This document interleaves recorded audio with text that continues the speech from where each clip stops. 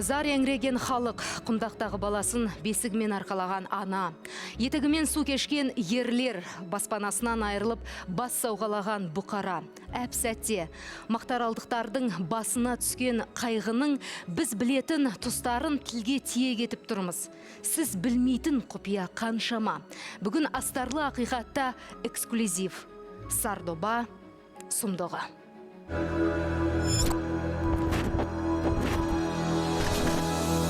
Айтып келген апатты ауыздықтай алмадық. Топан судан тентіреген халық қайда барады, кімнен пана сұрайды. Эксклюзив астарлы ақиқат бұрын соңды еш жерде жарияланбаған ақпаратты анықтады. Ғарыштан түсірілген суреттер су неге теріс аққан. Жеңіс ауылы, қош бол, жеңіс, знак, жолдың знагы. Сардоба су бөгетін салған әке мен бала жемқорлыққа қалай жол берді. Бітті сталба бой кетепті, толқын бұл. Өмі қарай. 15 жыл тазаланбаған каналдар. Қазақстан су шаруашылығы қайда қараған? Бұл табиғи апат па, әлде қолдан жасалған қасірет пе? Мұны анықтау үшін комиссия құрылды. Бізде қарап отыра алмадық. Ақтарып тың деректер таптық. Енді асықпай, бәрін басынан айтайық. Құрметті мақтаралдықтар, Сардоба су қоймасының апатқа ұшырауы Мақтарал ауданына әзірге қауіп төндіріп тұрмағанын хабарлаймыз. Бұл жергілікті әкімдіктің 1 мамыр күні жариялаған ақпараты. Бірлік күнінде көпшіліктің көңілін бұзбайық деді ме, әлде мерекеде жұмыс істегісі келмеді ме, әйтеуір осы мәлімдемеге иланған жұрт сабыр сақтап отырды. Алайда сәресі де су астында қалды. Allah sabır verir. Allah sabır verir. Күнде сағат 3-4-те ауылға кетті су. Малын шығарам дегенде шығарды, шығарамағандар басын сауып алып қашты жан-жаққа. Сол күнде бұл жаққа ешқандай қауіп жоқ дегеннен кейін ел бейпіл отыра берді. Ақтөсім ау мен. Ақтөс қалмайды ау. Ақтөсік.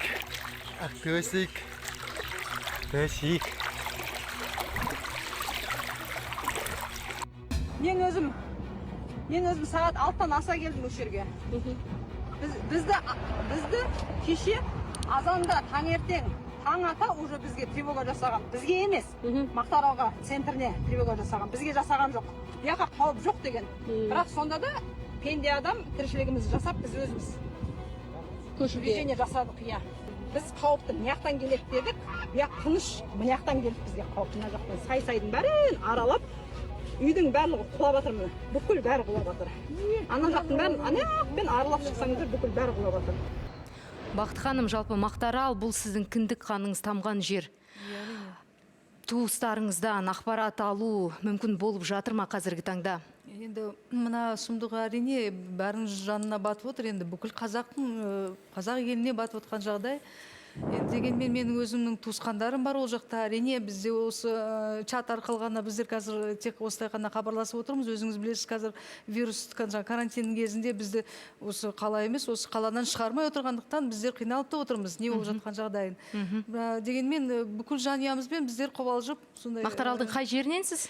Мен өзім Жетісай қаласында туғанмын. Бірақ енді осы мынау жақын ауылдарда менің туысқандарым бар. Суға батып кеткен ауылдар біліп көргенсіз ғой? Мен туысқандарым бар. Түсінікті. Сонымен ең бірінші су астында қалған Жеңіс ауылының тұрғыны Сәрсенбай Мырзаханов қазір бізбен тікелей байланысқа шығып тұр екен. Сәрсенбайға сәлеметсіз бе?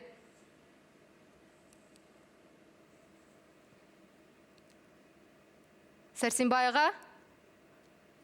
Сәлем Дина, мен Мақтарал ауданының Жеңіс ауылының тұрғынымын. Осы ауылда туылып өскенмін. Жасым 34-те, 4 баланың әкесімін. Су тасқыны 1 май күні түстен кейін 4-5-лерде арық тола бастады, сай арығымыз. Bir екілерде арық көтеріліп арнасынан. Азанға таман ауыл суға кетті. Мал мүлкімді қолынан келгенше өзіміз айдап шығуға тырыстық. Малым қазір таңда қырда малым. Мал басын 3.000 теңге бақтырып жатырмыз. Үкіметтен ең бірінші үй сұраймын. үй салып бергеніңізді сұраймын. Үйіміз судың астында қалды. Екінші сұрайтыным үкіметтен мына еккен егініміздің өнімін өндіртпесе екен деп сұраймыз өнімізді. Сәрсенбайға рахмет, сіздің жан айқайыңызды біз естідік. Оразалы аға, айтыңызшы, енді мынау халықтың сөзіне қарайтын болсақ, шын мәнінде жергілікті билікке және үкіметке өте қатты ашулы сияқты. Апаттан кейінгі олардың жасаған әрекетіне сіз маман ретінде қандай баға бересіз? Енді бәрімізді осы штаб дейік. Штаб құрылып отырғы. Мұнда штабтың бастығы мен ақ бола қояйын. Штаб не жасау керек? Мысалы, мынандай жағдай болғаннан кейін, сізді мен айтам, ана қойманың басына барып тұр. Сотовый телефон бар қазір. Сол жерден хабарласасың. Сізге мен айтам, мына шекарада тұрыңыз. Сотовыймен хабарласасыз. Қарасаңызшы, су басқаннан кейін бері қарай, ең аз дегенде 10 сағат уақыт кеткен. Ол су былай, каналдарға түсіп, былай келген ғой. Айналайын 1 сағатта жасауға болады оны. Значит, бұл штабтың уақытысында былай айтқанда, дәл нақты тиімді жұмыс істемегендігі. Штаб дегеніміз ол кімдер? Енді ауданның әкімшілігі ғой былай айтқанда. Ауданның әкімшілігі сол жедел жұмыс жасау керек қой. Сөйтіп жаңағы егер шекарада тұрған адам, қазір сотовый бар ғой. Мейлі, дрон болмай қойсын. Керек болса біздің жағдайымызда дрон жүру керек өрде. Министр чрезвычайный ситуация қайда жүр? Дронмен сол жерде жүру керек ол. Керек болатын болса. Ал енді сотовый телефонның өзі де жетеді. Себебі менде хабарласып тұрмын адамдармен, білем. Егер сондай телефонмен тез жылдам хабарласқанда, жаңағы кісілер айтып жатыр ғой, бізге ертерек хабар берсе, алып шығарайық деп. Енді жаңағы 10-15 ауылды айтайық.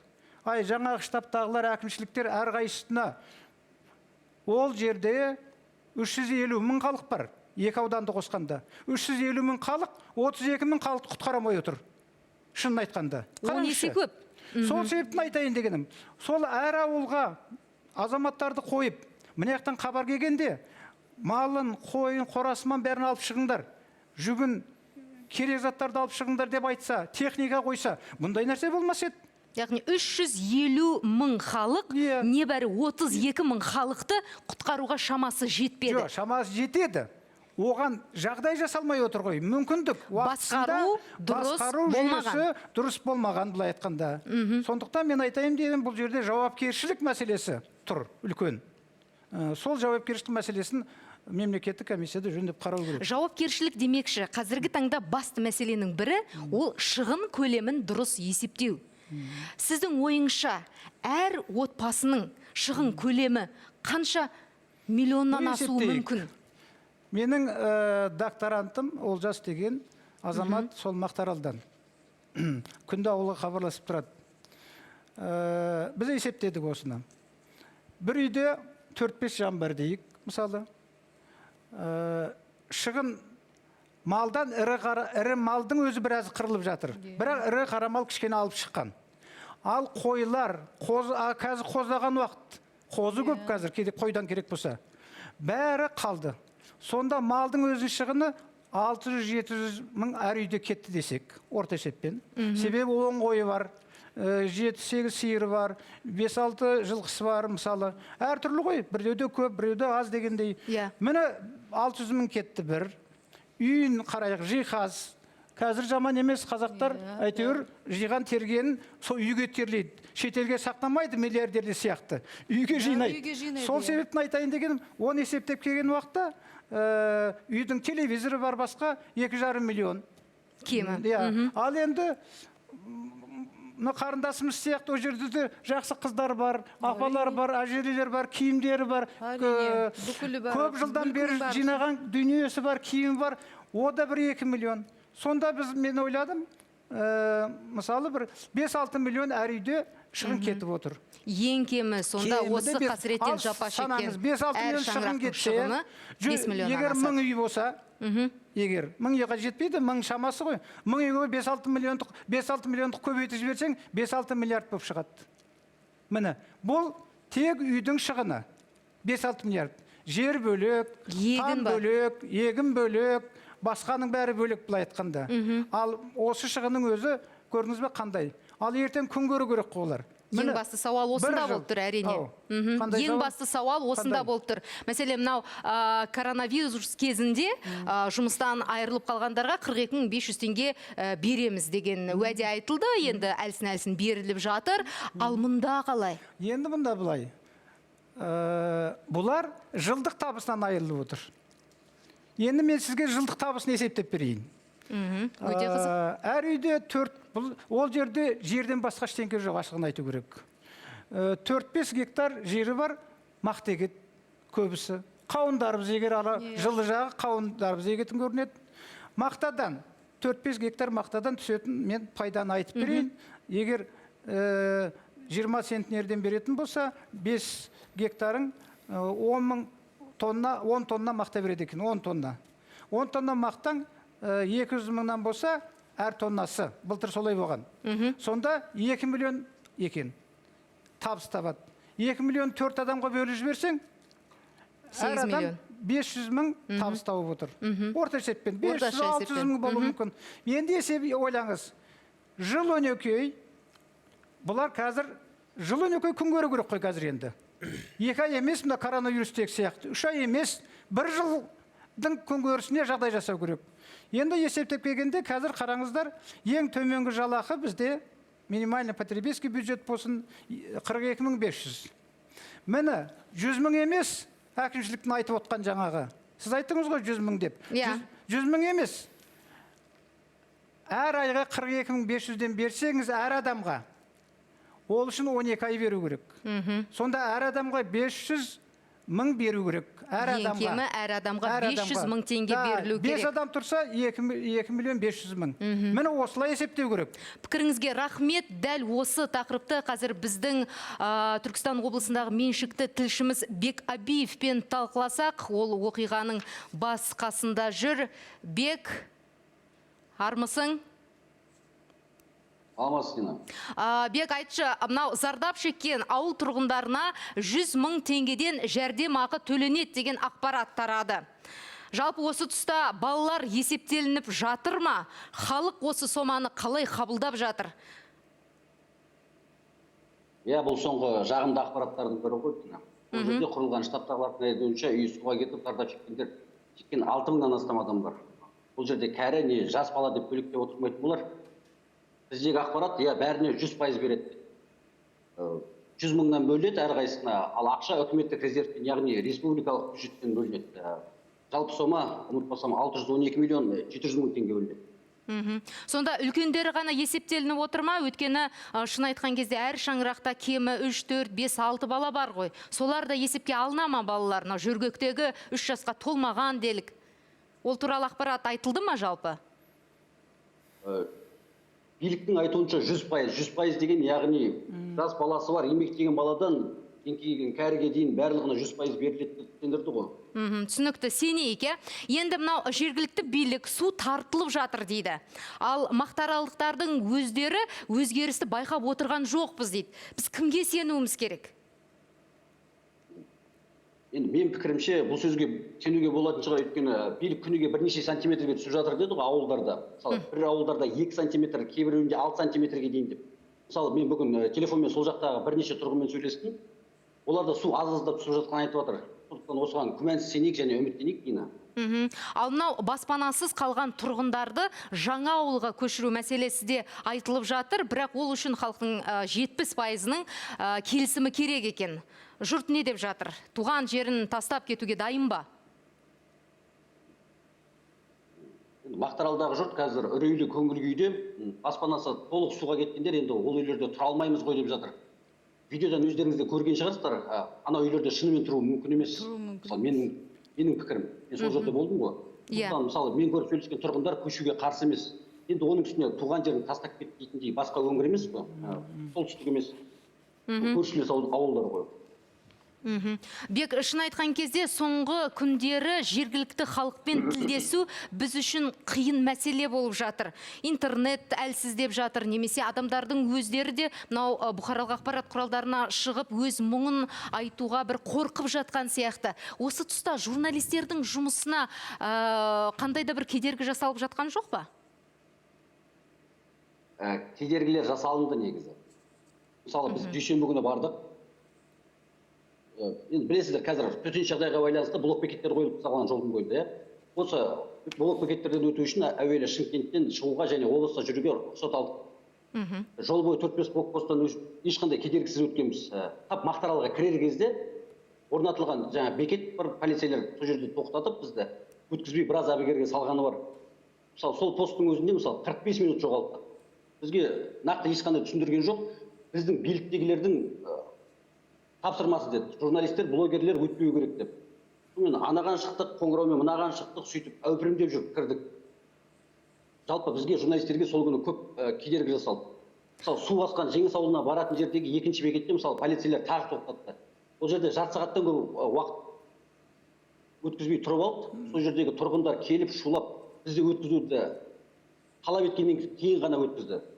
Рахмет, Бек, қымбатты көрермендер, тағы да естеріңізге салып өтем. Бізбен бірге тікелей байланысқа шыққан КТК телеарнасының Шымкенттегі меншікті тілшісі Бек Абиев. Қымбатты, жаңадан тағайындалған мәдениет және ақпарат министрі осы бір мәселеге терең мән береді деген үмітіміз мол, өйткені журналистердің басты мақсаты, мүддесі ол халықтың жан айқайын сіздерге жеткізу. Қазір судың Арнасайға жіберіліп жатқан туралы ақпарат таралып жатыр. Билік Шардара ауданына қауіп жоқ деп кепіл бере алады ма? Жарнамадан соң жалғастырамыз.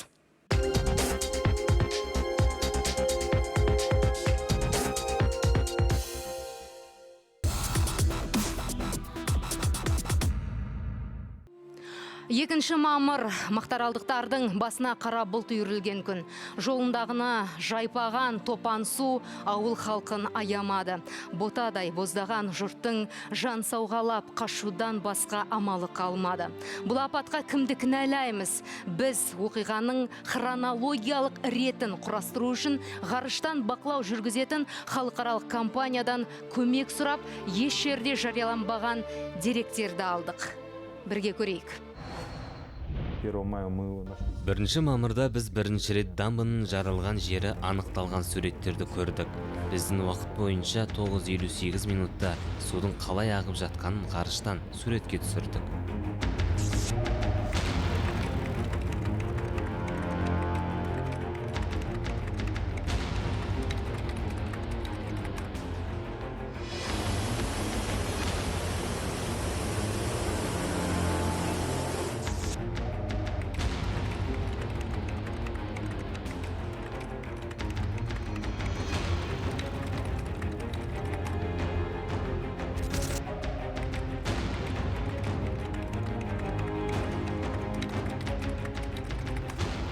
O'zlaringga qo'lga olishlaring kerak. Bu endi hech kim kutmagan palak.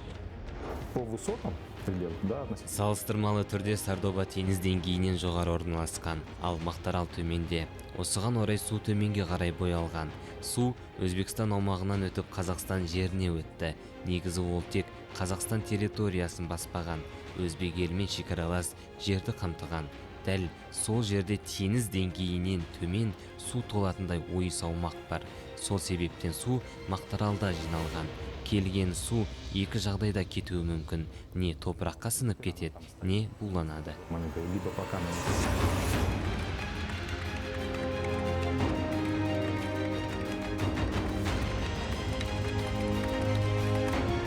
Ауылда барлық жер құлаған вообще. Ана үй жеткен ағаның үйі құлаған.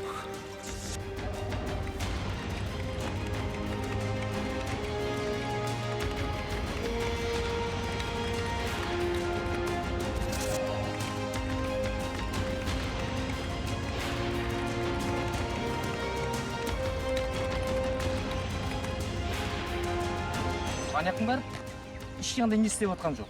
Қазір сол жаққа кетті сол жаққа. Ешқандай техника жоқ ол жақта. Жылдың бәрі қалың ол.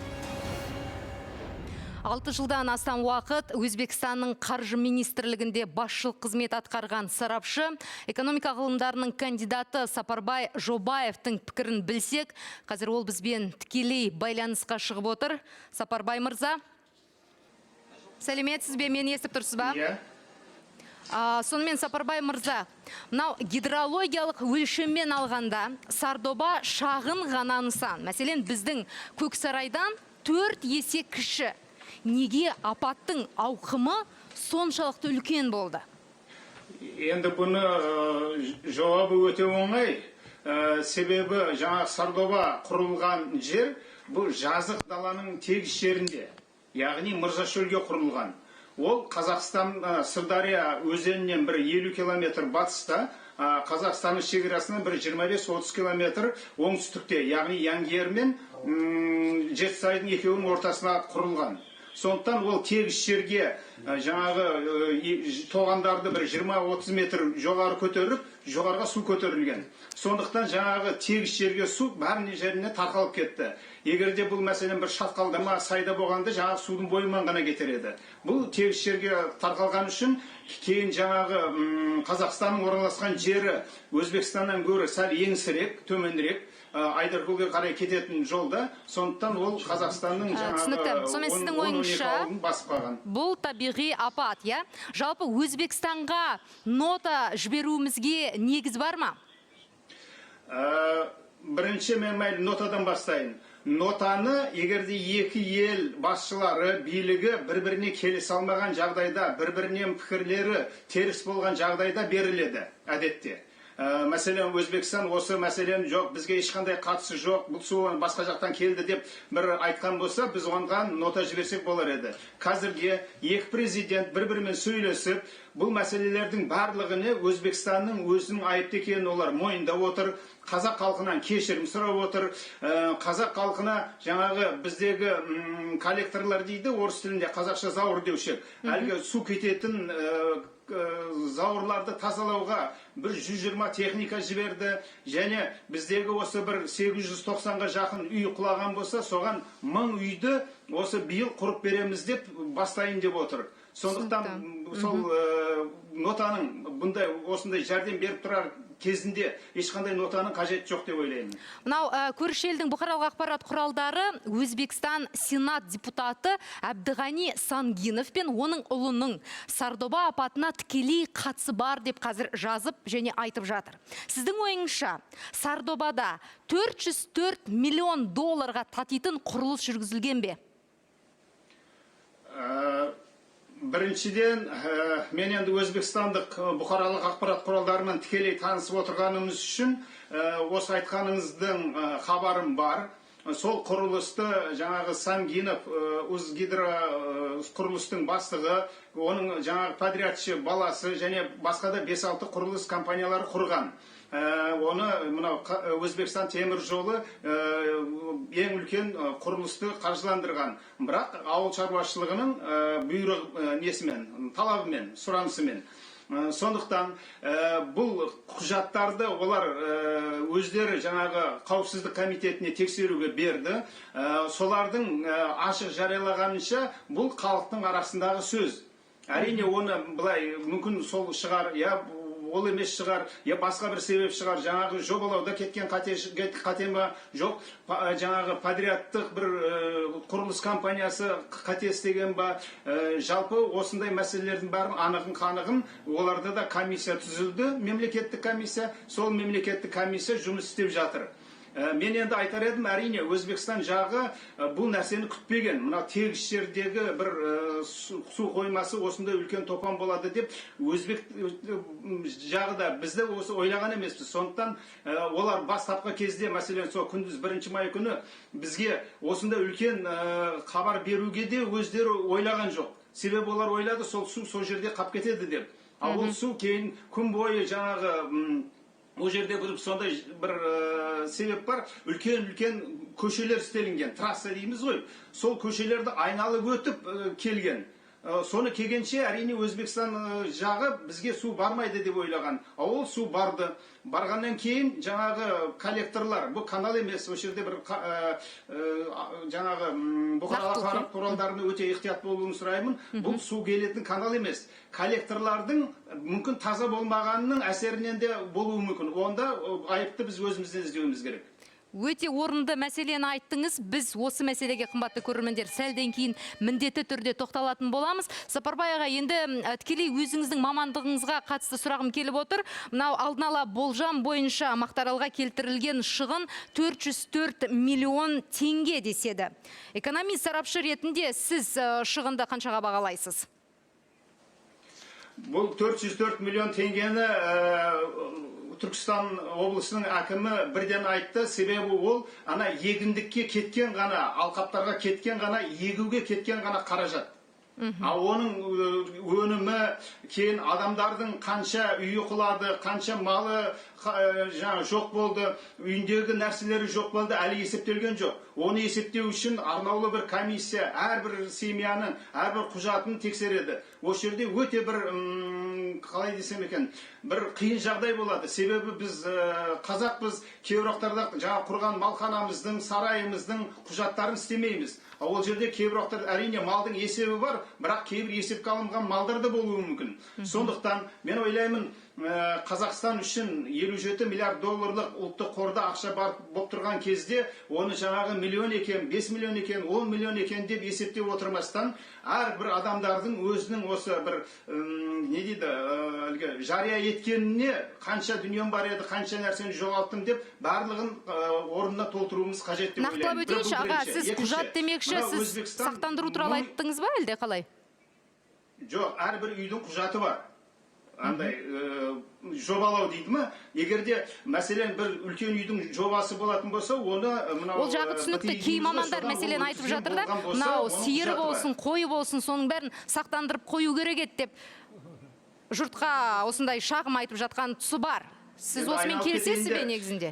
Бұл Европа мемлекеттерінде, қазір мен айтамын, Европа мемлекеттерінде, өркениетті мемлекеттерде, Совет дәуірінде бұл сақтандыру жүйесі бар еді. Бірақ біз егемендікке шыққаннан кейін осы сақтандыру жүйесін әлі қалпына келтіруге қолымыз жетпеді. Бұны енді мен билікті де айыптай алмаймын. Себебі мынау зейнетақыны сақтандыру, медициналық сақтандырудың қалай қиын кіріп жатқанын, оны қалай жүзеге асырып жатқанымызды белгілі. Сондықтан және де жаңағы үйлеріңді сақтандырыңдар, малдарын сақтандырыңдар, еккен егістеріңді сақтандырыңдар деп айту қазірге біздің халқымыз үшін сәл ертерек деп ойлаймын. Әрине, біз және бір 5-10 жылдан кейін оған жетіп баратын шығармыз. Ал бүгінгі күнде осыны ұйымдастырмағаннан кейін біздің мемлекетіміз, яғни өкіметіміз жауапкершілікті тола өзінің мойнына алу керек. Мен бұл жерде және қосып айтайын, Өзбекстан үй мәселесін өздері шешіп береміз деп отыр. Бізге сонда қалған жаңағы жеңілірек бір ауыртпашылықта қалады. Яғни адамдардың жеке мүлкі, кейін жаңағы егістік егіндерді де Өзбекстан қалпына келтіреді. Жаңағы зауырларды да олар қазып береді. Сондықтан мен ойлаймын, бұл мәселені шешу керек тола. Түсінікті. Сапарбай аға, уақыт тауып біздің сұрақтарымызға жауап бергеніңізге көптен көп рахмет. Қымбатты көрермендер, біз қазір ғана жемқорлық туралы әңгіме қозғадық. Жалпы Өзбекстанның тәуелсіз бұқаралық ақпарат құралдары Сардоба су қоймасының құрылысын жемқорлықтың айналып өтпегенін жазып жатыр. Құны 404 миллион долларға бағаланған байланысты елдің сенаторы осыған байланысты қазіргі таңда айыпталуда. Осыған байланысты жасалған ақпаратымызға зер салсаңыз. Сардоба неге сыр берді? 404 миллион долларға салынған су қоймасын өзбек елі ғасыр құрылысына балап, ендаладағы ғажайыпқа теңеді. 2010 жылы іргетасы қаланып, 7 жылдан кейін пайдалануға берілген нысан таптырмас табыс көзі болуы тиіс еді. Алайда араға 3 жыл салып, Алашапанда ағайынның арманы ағын сумен бірге кетті.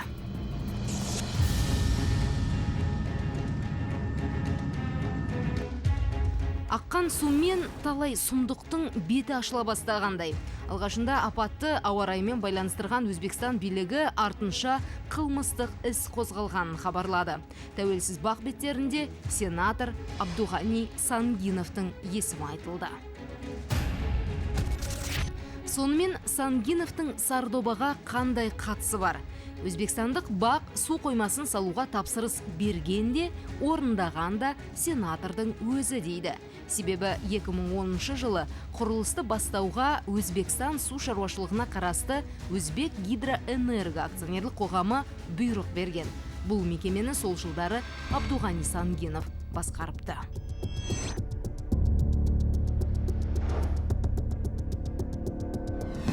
Сардобаның құрылысы біткен соң билік гидроэлектростанциясының құрылысын қолға алады. Жауапты мердігер Топаланг гидроқұрылыс. Мекеме сенатордың ұлы Ислам Абдурахмановқа тиесілі. Бұл айтылған ақпараттарды әке мен бала қазір жоққа шығаруда.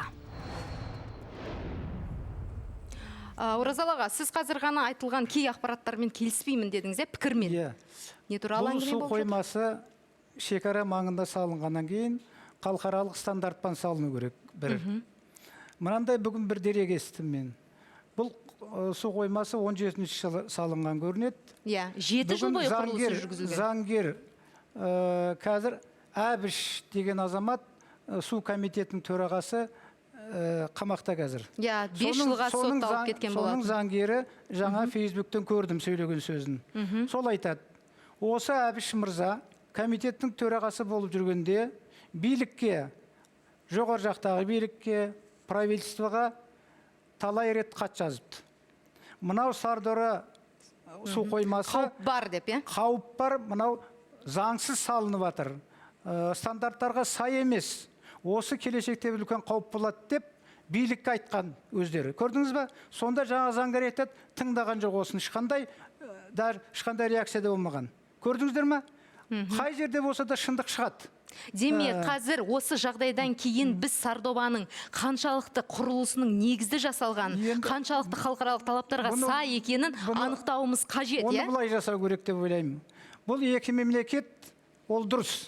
Біздің мемлекетте қатыссын, Өзбекстанда қатыссын. Бірақ біз Евразиясте мүшелеріміз бар, ТМД мемлекеттері бар. Міне осылардың эксперттерін алып келу керек. Сөйтіп, біз ешкімді кінәлап отқан жоқпыз. Бізге шындық керек. Міне сол жоба дұрыс салынды ма? Нағып осылай жаңағы бұзылды. Бұның өзінің барлық строительный сниппен жасаған мәселелерін бәрін көтеру керек. Яғни халықаралық экспертиза жасалу керек. Сонда экспертиза көрсетеді. Сонда бізге жаңағы пәлен үй салып береміз Өзбекстан деп отыр, пәлен деп отыр. Әңгіме онда емес. Әңгіме шындықты шығару керек. Одан да үлкен шығын шығар мүмкін. Қайталанбасына не кепіл?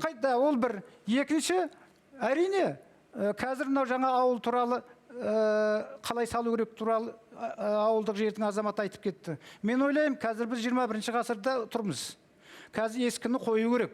Себебі ол жердегі ауылдар сабаннан, лайдан салынған. Су кесе бәрі түседі бәрі. Солай болып та жатыр қазір. Сол себептен қазір 21 ғасырдың жаңа ауылын салуымыз керек біз.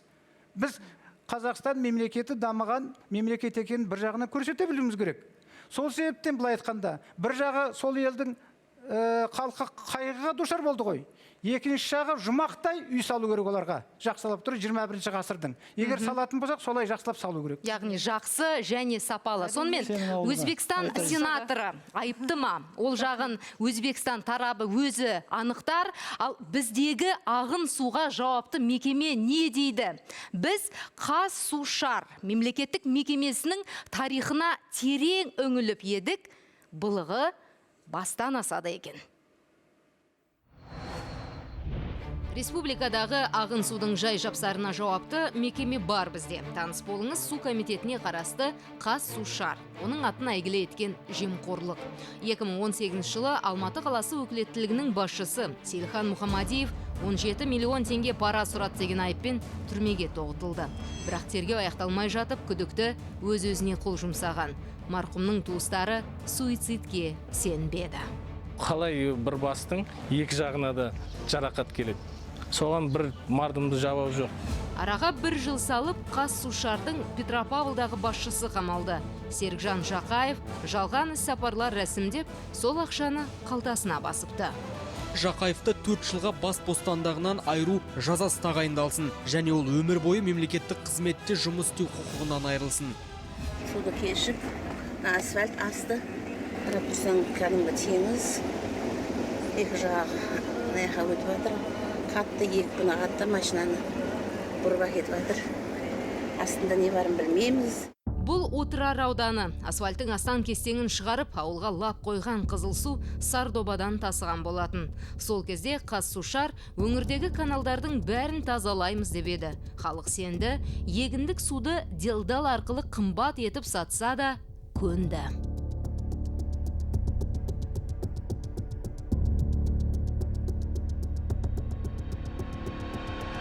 Ал бұл кеше ғана түсірілген видео. Масқара болғанда канал 15 жыл бойы тазаланбаған екен. Сонда диқандардың ақшасы қайда кеткен? Сонымен Түркістан облысы бойынша Қазсушар мекемесінің бас инженері Толқын Өктемұлы бізбен тікелей байланысқа шығуға келісті. Сәлеметсіз бе?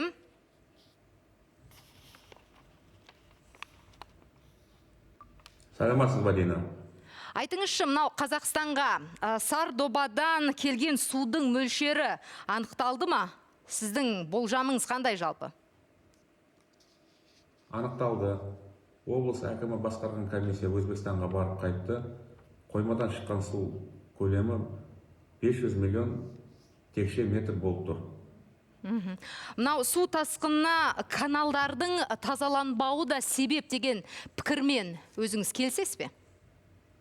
Судың үлкен көлемінде ЦКК коллекторына келіп түсуіне байланысты арнасына сыймай, сөйтіп Мақтаарал ауданы аумағын су басты. Бұл коллектор, ЦКК коллекторы, Өзбекстан Республикасы су шаруашылығы мекемесінің теңгерімде соңғы 20 жылдан бері тазаланбаған. Яғни Өзбекстан тарабы кінәлі дейсіз ғой. Ал министрлік бекіткен регламент бойынша каналдар 3-4 жылда тазаланып тұруы тиіс екен. К-25 каналының 15 жыл бойы тазаланбағанына не дейсіз? К-25 каналы Жетісай ауданында орналасқан. Бұл су тасқынға ешқандай байланысы жоқ, себебі суды Достық каналынан алады. Ал 2015 жылы К-25 канал республикалық бюджеттен толығымен механикалық тазалаудан өткен. Сонымен сіз бәрін теріске шығарып жатырсыз ғой, жалпы су қазіргі таңда тартылып жатыр ма? Толық қашан тартылады? Су тартылып жатқаны байқалуда. Қазсушар мекемесі толығымен тұрақты түрде тәулік бойы судың деңгейін бақылауға алған. Біздің есебіміз бойынша судың тартылу мерзімі 13-14 күн болып құрайды. Алайда Өзбекстан Республикасында көп мөлшерде су жиналып тұрғаны байқалуда, сондықтан судың тартылуы уақытысы созылуы мүмкін. Айтыңызшы, мынау қазір судың Арнасайға жіберіліп жатқан туралы ақпарат таралып жатыр. Шардара ауданына қауіп төніп тұрған жоқ деп сіз өзіңіз кепіл бере аласыз ба? ЦКК коллекторы Арнасай көліне құяды. Арнасай көлі 20 миллиард текше метр қабылдауға мүмкіншілігі бар. Шардара ауданына ешқандай қауіп әкелмейді. Рахмет. Бізбен байланысқа шыққандарыңызға ең бастысы сіз ешқандай қауіп төніп тұрған жоқ шардарлықтарға деп уәде бердіңіз, және мен әрине шын жүрегіммен сізге сенгім келеді. Айтыңыздаршы, мынау енді осы апаттан кейінгі өмір, ол негізгі мәселе. Мынау су басқан жерлерге егін егуге болады ма? Енді болған мынандай егін өсе ме жалпы? Қазір әртүрлі әңгіме бар. Кейбір азаматтар айтады, 3 жылға шейін қиын. Кейбір азаматтар айтады, егер мемлекет тез қолға алып, өңдеп жердің бәрін ауыл шаруашылық мамандарын жаңағы тыңайтсақ, солардың бәрін тыңдап, тыңайтып, бәрі жағдай жасаса, мүмкін 1-2 жылда жөнделеді деген бар. Бірақ әңгіме мұнда болып тұр ғой. 1 жыл не істейді ел? Ұсынысыңыз бар ма? 1 жыл не істейді? Сол себептен мен ойлап отырмын, біріншіден жаңа салынып атқан жерлердің бәріне тікелей сол жердің азаматтарын пайдалану керек. Құрылысқа. Құрылысы бар, басқа жұмыстары бар, соны пайдалану керек. Екінші, сол жердің азаматтарын біз жаңа байқап қарасам, кредит алған азаматтар біразы бар екен. Елдің бәрі қазір 5 миллион халық кредитті ғой, ең аз дегенде. Сол мемлекет соны қарау керек. Сол кредитті жеңілдету мәселесін. Оны да қарау керек. Үшінші, жаңағы ай сайын, кем дегенде 42.500 ай сайын. Жаңағы азамат айтып отыр, жаңағы 100 мың береді. Ол 100 мың ол бір рет беретін ақша ол. Разы деп отыр. Мен айтып отырым, ай сайын 42.500 бір адамға беру керек. Сонда 12 ай беру керек. Сонда бір адамға 500 мың ақша беру керек, бір адамға. Осының бәрін біздің экономикамыз көтере ала ма? Көтергенде есеп керек. Жаңағы егер Өзбекстан кінәлі деп отыр ғой, дәлелдесін. Ол жағынан да қаражат керек. Бұған қанша миллиард ақша керек екенін біз білмейміз. Оны бәрін есептеу керек қой. Осы жерде тағы бір мәселемен қосып айтқым келеді. Осының бәрі жауапкершілікке келіп тіреледі. Жаңағы болып жатқан былықтардың барлығы біздің мемлекетімізде жауапкершіліктің нашарлығы. Мысалы, мына жағдай болды, қазір айтайын. Біз есептеп шықтық, 10 сағатта малды да сақтап қалуға болады екен. Егер дер кезінде хабар берсе. Үйдегі мүліктерді сақтап, машинамен шығаруға болады екен. Сонда бұл әкімшіліктер не жұмыс жасап отыр? Бұл жерде мен айтайын дегенім, мемлекеттік комиссия жақсылап тұрып қарау керек. Ауыл шаруашылық министрлігі бар, су комитеті бар, бір. Чрезвычайный ситуация, төтенше жағдай министрлігі қайда жүр, сөйерде отыру керек. Облыстың әкімі ол жерден бір айланып үйіне қайтып кетпестен, сол жерде 2-3 күн түнеу керек болатын болса. Олар кетеді, түнде басталады қайтадан. Бұл қалай? Айтпес, сол жердегі жергілікті адамдардың жауапкершілігі жоқтығынан осы болып отыр. Ертерек хабар берсе, енді айналайын көріп тұрмыз ғой. Бәрін шешуге болар еді ғой. Оның бәрі бүкіл халықтың қазір жағдайына, бүкіл елге ауыртпалық түсіріп отыр. Бәріміздің де жүрегіміз, жанымыз ауырып отыр, шынын айту керек.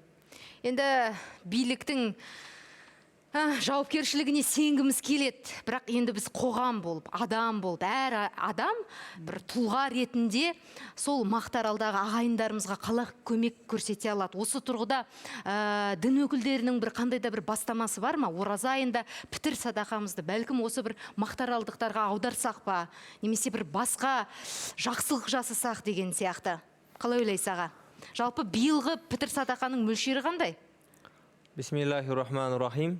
Біздің еліміздің бас муфтийі кеше үлкен жиналыс жасап, бүкіл имамдарға, бүкіл Қазақстан өңірлеріне тапсырма берді. Зекет қайырымдылық қоры бар бізде. Сол қор қазір қаржылай және тағы да сол ауылға, зардап шеккен ауылға не қажет?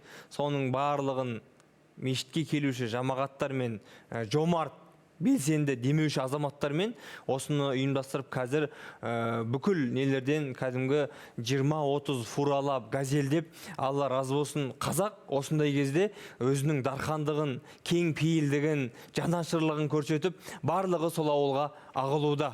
Қасиетті мына Рамазан айында, ораза айында, Құдай қаласа біраз көптегенне жаңағы үйменен қаржылай, одан қалса жаңағы бүгін біз Алматы қаласына қойдық, бүгін қойдық, кешке дейін толып қалды фура. Адамдар алып келіп, жаңағы көмек қолын созып жатқандар өте көп. Пітір садақаны түгел аударсақ сол жаққа деп жатырмыз ғой. Биылғы мөлшері қандай пітір садақаның? Биыл 370 теңге. Әр адам басына? Иә, адам басына. Жалпы осы бастаманы сіздер қолдайсыздар ма? Мүфтият не дейді? Мүфтият бұны қолдап, қазір тапсырма беріліп, барлық жұмыстар жасалып жатыр.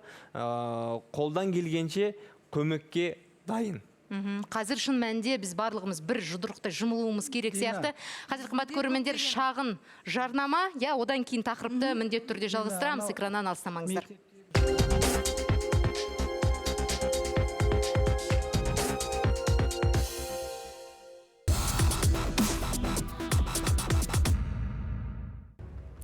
Ат басына күн туса, ауыздықпен су ішер, ер басына күн туса, етігімен су кешер. Мақтааралдық ағайын жалғыз емес, осындайда жұдырықтай жұмылып, жылаған жұртқа демеу болайық. Қандай апат болмасын, адами болмысымыздан айырылмайық. Бұл күндерде ұмытылар, ұмытылмайтын жасаған жақсылығымыз.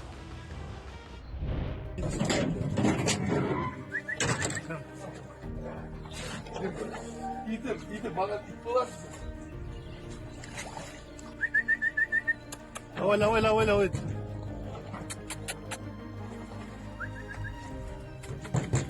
Ақтөсім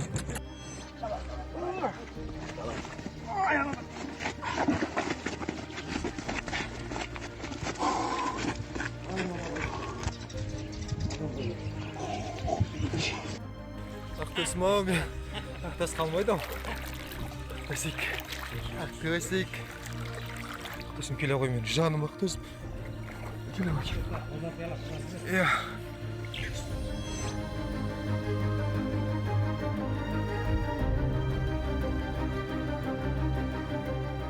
Қазақстан Республикасының туы суда қалып қатеріне байланысты көк туымыз ешқашан да жерде қалмасын деген мақсатпен көк туды суды кешіп шығарып алдым. Бүкіл қазақстандықты 7 мамыр отан қорғау күнімен мерекелеріңізбен құттықтаймын. Осындай кадрларды көрген кезіңде шын мәнінде бір жүрегің елжірейді екен. Мына бір сөздер есіме түсіп отыр. Таласқа түссе жан мен ту, жан емес маған керегі, көк туымызды көкке көтерер, ерлеріміз аман болсын, адал болсын. Жалпы бүгінгі эфирді пайдаланып барша отан қорғаушыларды мерекемен құттықтаймын. Аға құтты болсын. Шын айтқан кезде, я. Айналайын, жаңағы балаларды айтайын бір ауыз. Я, біз мақтаралдықтардың тағдырына оралайық. Мен ойлаймын, қазір министрлік тыңдап отыр ғой. Мектеп бітіретін балалардың бәрін тегін оқыту керек деп ойлаймын. Ол көп ақша қажет етпейді. Колледждер болсын, жоғарғы оқу орындары болсын, барлығы мемлекеттік грантқа. Бір ноутбук подарить етсін. Одан кедей болмаймыз. Себебі қазір білім керек. Сондықтан балалар тегін оқыту керек. Осыны ұмытпайық деп айтқым келіп отыр. Өте өзекті мәселе менің ойымша. Бақыт ханым, сіздің ойыңыз қазіргі таңда сізді көріп отырған барша мақтаралдықтарға не айтасыз? Әрине бізде енді құр қол отырған жоқ. Біз бүкіл осы артистер қауымы, бүкіл осы Алматыдағы барлық бас қосып, осы бір жерден шешіп, 20 тонна азық-түлік кеше осы жіберіп, 6 мамырда жіберген. Сол күні-ақ жетіпті қойды. Сондықтан бізде енді аз да болса көптей көрсін деп, сол енді қолымыздан келгенше қазір жасап отқанымыз сол ғана. Дегенмен енді бүгін енді мереке болып жатыр, сондықтан барлық азаматтарды құттықтаймын. Қанша енді бәріміз біріксеміз, бәрі жақсы болады деген ойдамын өзім. Бірлік бар жерде ғана тірлік бар деді ғой. Аға, жалпы қазіргі таңда тап осы жағдайда өкінішке қарай елдің мұңын, осы қиындығын пайдаланып, ақша жасап жатқан алаяқтар да бар деседі. Шын айтқан кезде біздің редакциямызға осы жөнінде хабарласып айтып жатқан азаматтар да жетерлік. Осындайларға не дейсіз? Енді бұндай елдің басына қиын қыстау күн туып жатқан кезде алаяқтық жасап, арамдықпен алдап, біреудің ақысын жеу шариғатымызда, қазақы біздің тәрбиемізде үлкен күнә. Сондықтан мына қасиетті ораза айында құрметті қадірлі сол мақтаралдық қазақтарға, бауырларымызға айтарымыз, барынша өте сауатты болыңыздар, алданып қалмаңыздар, құжатқа бәріне ұқыпты болыңыздар. Қандай да бір құжат болмасын, оны толтырмас бұрын, немесе қол қоймас бұрын міндетті түрде баса назар аударуымыз керек, тек одан кейін ғана қол қой десе, түсініп болғаннан кейін қол қоюымыз керек. Бұл басты мәселе, қымбатты көрермендер, қымбатты Мақтааралдың тұрғындары, сақ болыңыздар. Және де тағы да бір өзекті мәселе, мінекей жаңа ауыл туралы әңгімеленді. Жалпы жаңа ауыл тұрғызу үшін, халықты сол жерге көшіру үшін кемінде жергілікті тұрғындардың 70%-ның келісімі керек деп отыр. Біз сол жергілікті тұрғындармен хабарласқан кезімізде әсіресе мынау қарияларымыз шын айтқан кезде қан жылап отыр. Өйткені неге? Өйткені бұл жер менің кіндік қаным тамған жер, бұл менің ата-бабамның жері, аманат етіп тастаған еді, мен оны қалай тастап кетемін енді, қалай басқа жерде тұрамын деп шын мәнінде егіле жылауда. Сол азаматтарға сіз аға не дейсіз? Жалпы осындай жағдайда сол бір жерді тастап басқа жерге қоныс аудару ол күнә ме? Енді қазақ айтады, болған іске болаттай бол дейді. Алла тағала Құранда айтады, инналлаха ма'a сабирин. Алла арасында сабыр етушілермен бірге. Біз шындығында біз үлкен мемлекетпіз, біздің артымызда қолдаушымыз бар, демеушіміз бар, қорғаушымыз Алла. Біз әуелден Аллаға сенген мұсылман халықпыз. Сондықтан біз жаңа көкем айтпақшы солтүстікке болмаса шығысқа көшіріп отқан жоқ. Сол бір жаңағы Жетісайдың маңайындағы кез келген бір жерден ағам айтпақшы қазіргі 21 ғасырдағы заманауи жақсылап бір соларға жай үй бәрін салып береміз деп қазір өкімет барлық билік өкілдері уәде беріп жұмыстаны бастап кетті. Құдай қаласа бұған біздің жаңағы барша жаны жайсаң жомарт демеуші азаматтарымызда қол қосып жатқан жоқ, көмек беріп жатыр. Күнә емес қой. Күнә емес. Ең бастысы осы. Дина, бұл жерде бірінші жаңағы аталары, бабалары жатқан молаларға мән беру керек. Соларды айналасын қоршап, жөндеп, бірінші күшті соған салу керек. Содан кейін халыққа елге түсіндіріп айту керек. Сіз мынау жаңа ауылда алыс емес, бар болғаны 5-10 километр жерде жақсы ауыл салынады, биік жерде. Ертең кім білді тағы бір тасқын болмауына. Келешекті ойлау керек қой. Содан кейін жаңа ауылдан машинаға жол салады молаға, жақсылап тұр, асфальттап жол салсын. Инфраструктурасын. Сол барып тұрасыз әруақтарға. Ал бірақ мынау жаңа ауылда тұрасыз деп, халыққа жақсылап түсіндірсе, халық бәріне сенеді. Жалпы осы бір апаттан кейін біз қандай өзімізге сабақ алуымыз керек? Немесе Орта Азиядағы су байланыс жүйесінде белгілі бір өзгерістер болуы керек пе? Қазір айналайын дағдарыс кезеңі. Әлемде дағдарыс көріп отырсыздар. Коронавирус дағдарысы. Мынау Ресейге санкция түскен, санкциясы бізге тікелей экономикамызды құлатып жатыр былай айтқанда. Сол осындай бүкіл дағдарыста біз өкімет басшысынан бастап, ел басшысынан бастап, әсіресе мынау шенеуніктерге айтайын. Сезімталдық керек, жауапкершілік керек, көрегенділік керек. Елің үшін өмір сүріп жүргеніңді естен шығармауыңыз керек. Қазір басқа заман. Сондықтан әр адам өзінің орнында жауап беретіндей жағдайда болу керек. Осыны ұмытпайық ағайын. Менің анам айтушы еді, Дина, мынау айнаға қараған кезде өз-өзіңнен ұялмауың керек деп. Өмірдің принципі осы болсын деп. Дұрыс. Бәлкім сол анамдана екен, Қымбатты Мақтааралдықтар, Мақтааралдың тұрғындары, мойымаңыздар. Біз сіздермен біргеміз. Сау болыңыздар.